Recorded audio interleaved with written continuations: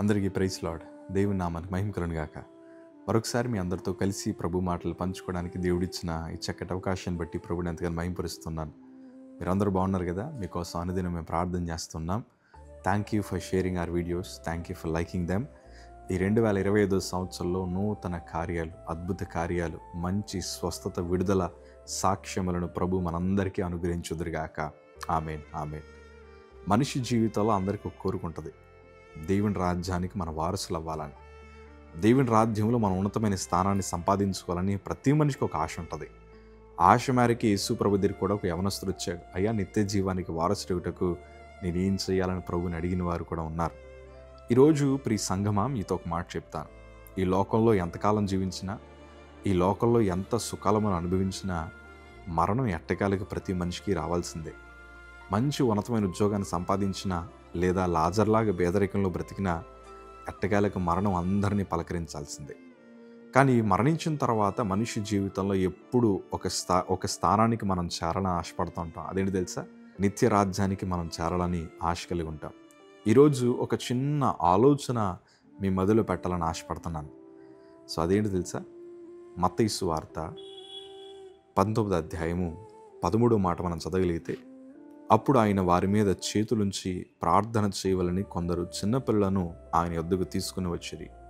ఆయన శిష్యులు తీసుకుని వచ్చిన వారిని గర్దింపగా, యేసు చిన్నపిల్లలను ఆటంకపరచక, వారిని నా యొద్దకు రానియుడి, పరలోక రాజ్యము ఇలాంటి వారిదని వారితో చెప్పాను.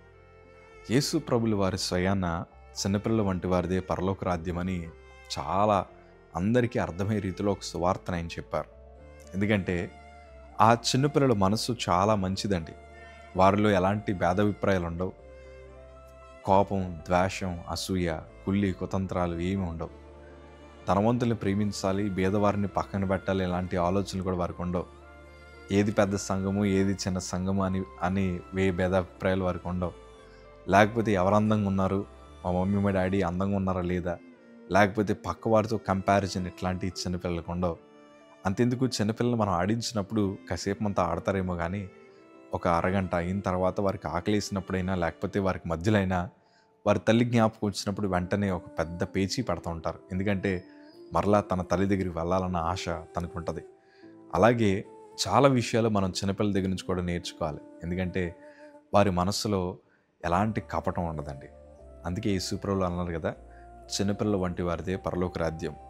బహుశా అంటాను, ఒక తండ్రి కూలి పని చేసి వచ్చినా, ఒక తండ్రి రకరకాల కష్టపడి ఒకవేళ మాసిపోయిన వస్త్రాలతో వచ్చినా, చిచ్చి మా డాడీ మురుగ్గా ఉన్నాడు, చిచ్చి మా డాడీ వాసన కొడుతున్నాడు అని చెప్పరు. ఆ 2 చేతులు చాపి ఎత్తుకోమని అడుగుతారు. చాలా సంతోషంగా వాళ్ళ తండ్రి గారి ఇంట్లోకి రాగానే పరిగెత్తుకుంటూ వచ్చి పట్టేసుకుంటారు. మురుగ్గా ఉన్నాడనో, లేకపోతే ఇట్లా అట్లా ఉన్నారనో ఏమి చూడరు. వారి మనసు కపటం లేకుండా ఉంటుంది. ఈరోజు మనిషి పరలోక రాజ్యానికి చేరకపోవడం గల కారణం తెలుసా?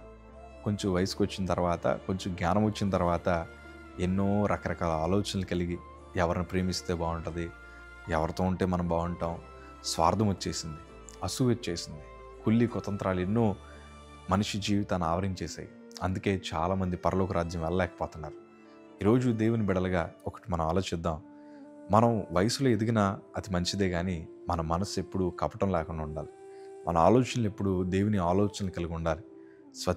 చాలా మంచిగా మనం ప్రేమించగలగాలి. అలా ఉండగలిగితే 100% మనం మరణించిన తర్వాత ప్రభు రాజ్యానికి మనం వారసులు అవుతాం. సో చిన్నపిల్లల మనసు కూడా మనకు ఉండడం చాలా మంచిదే. God bless you. Have a blessed day.